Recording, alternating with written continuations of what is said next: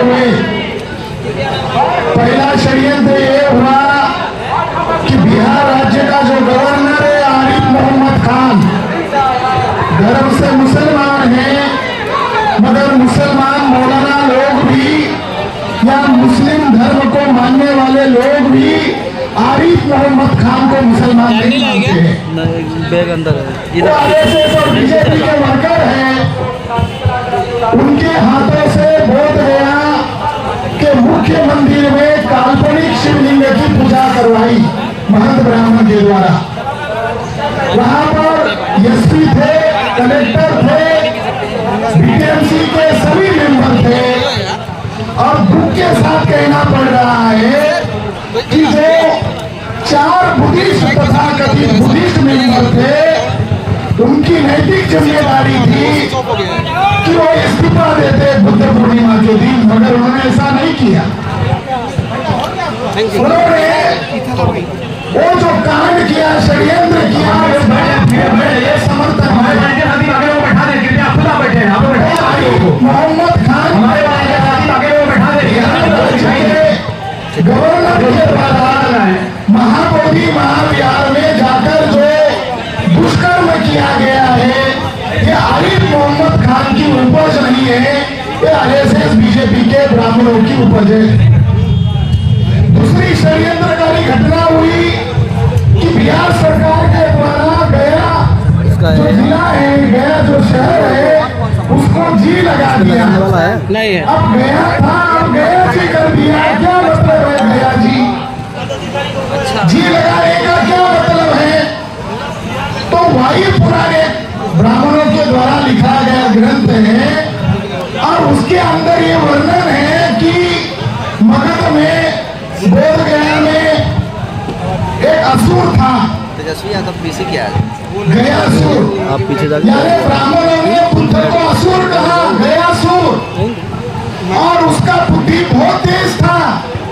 और जब उसका बुद्धि तेज था और जब वो अपनी सिर हिला रहा था, मुंडी हिला रहा था, तो स्वर्ग और सारा ब्रह्मांड हिल रहा था, ऐसा उसके अंदर वर्णन है। तो सारे देवता उसके सिर पर बैठ गए, फिर भी उसका कंपन होने का काम नहीं रुक रहा था। तो विष्णु जो ब्राह्मणों के प्रमुख देवता है, उसने उस गयासुर को लात से मारा और उसको जमीन में गाड़ दिया, ऐसा वर्णन उस वायु पुराण में किया गया। तो ब्राह्मण लोगों ने वायु पुराण के माध्यम से तथागत बुद्ध को असुर घोषित किया, गयासुर घोषित किया, और नीतीश कुमार जो ब्राह्मणों का एजेंट बना हुआ है, ब्राह्मणों के कहने पर बुद्ध पूर्णिमा के दिन फिर से बुद्ध का अपमान किया। तो बिहार के लोगों को इस बारे में सोचना होगा। बिहार शब्द में बिहार है, वह और बिहार में ज्यादा अंतर नहीं है। तो जिन्होंने बुद्ध का अपमान किया, उनको 2025 में अपमान का बदला लेना होगा। तो साथियों, और एक मुद्दा है कि एक सिलीगुड़ी के बुद्धिस्ट व्यक्ति जो मेरे पहले संपर्क में थे, मिस्टर वांगड़ी जी, इन्होंने सन 2012 में सुप्रीम कोर्ट में एक याचिका दायर की थी, क्योंकि जुलाई एंड में एक याचिका का फैसला होने वाला है। तो मिस्टर वांगड़ी का दावा था कि जो 9 सदस्य है, 9 के 9 सदस्य बुद्धिस्ट होने चाहिए। नहीं भाई साहब, 3 जजेस के सामने ये फैसला सुनाने को आया। एक का नाम था दीपक मिश्रा, जाति से ब्राह्मण, अच्छा, दूसरे खानविलकर, जाति से ब्राह्मण, और तीसरे थे डीवाई चंद्रचूड़, जो पूर्व के सीज है। तो 2018 में इन तीनों ब्राह्मणों ने यह कहकर ऑर्डर दिया कि ये न्यायपालिका के दायरे के बाहर का मामला है, क्योंकि जो महाबोधि टेम्पल है, ये बिहार लेजिस्लेचर ने पास किया गया अधिनियम है, उस पर हम फैसला नहीं सुना सकते। ये बिहार लेजिस्लेचर का मामला है, न्यायपालिका की मर्यादा है, ऐसा कहकर उनकी डिमांड को रिजेक्ट किया।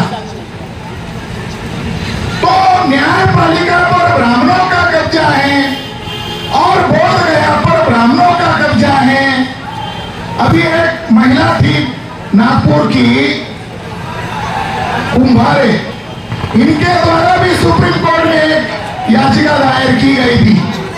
तो वहां के जजेस ने कहा आप पटना जाइए, वहां न्याय मांगिए, हमारे पास मत आइए अभी। तो न्यायपालिका का जो चरित्र है वो ब्राह्मणवादी चरित्र है और ब्राह्मणों का नियंत्रण है। तो उन ब्राह्मण जजेस का भी इच्छा है कि बोध गया मुक्त नहीं होनी चाहिए।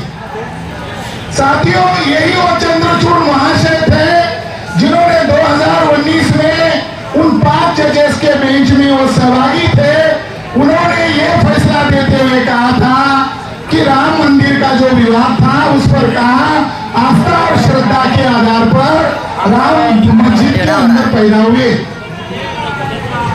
तो ब्राह्मण जजेस लोगों का इंटरेस्ट बहुत विरासत पर कब्जा करना है, तो उनकी नजर अभी बहुत गया पर है। तो जुडिशरी के ऊपर ब्राह्मणों का नियंत्रण है।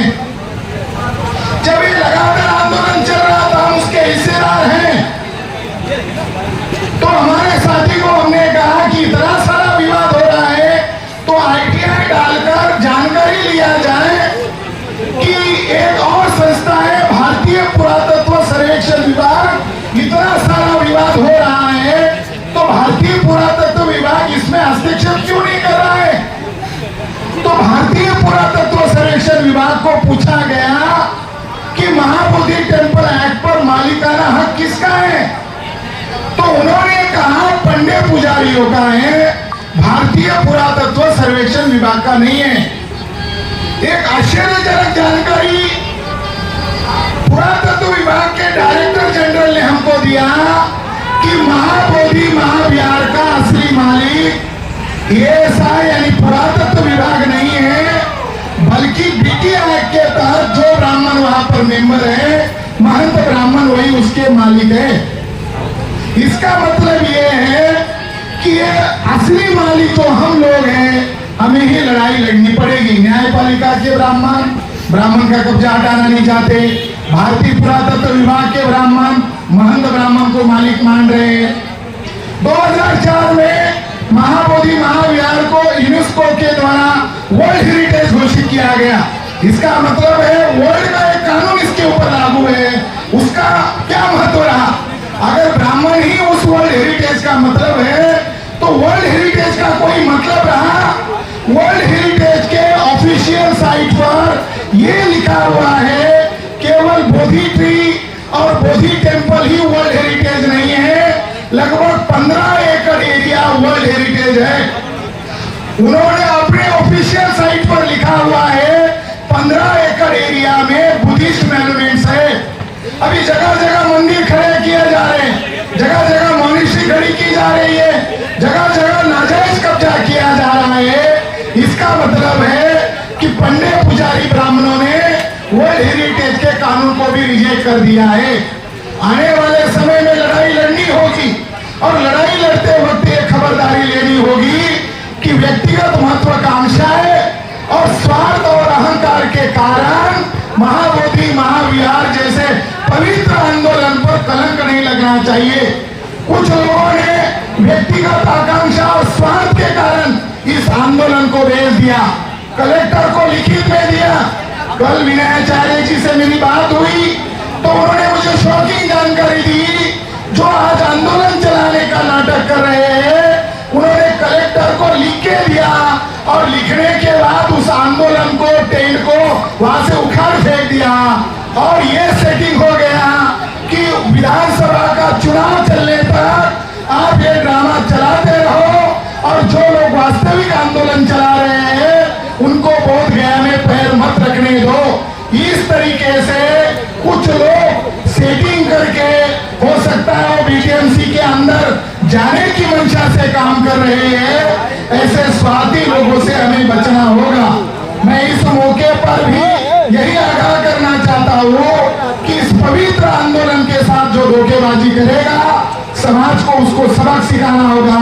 नमो बुद्धाय, जय भीम। हमारे चैनल को सब्सक्राइब करें और बेल आइकन को दबाना ना भूलें।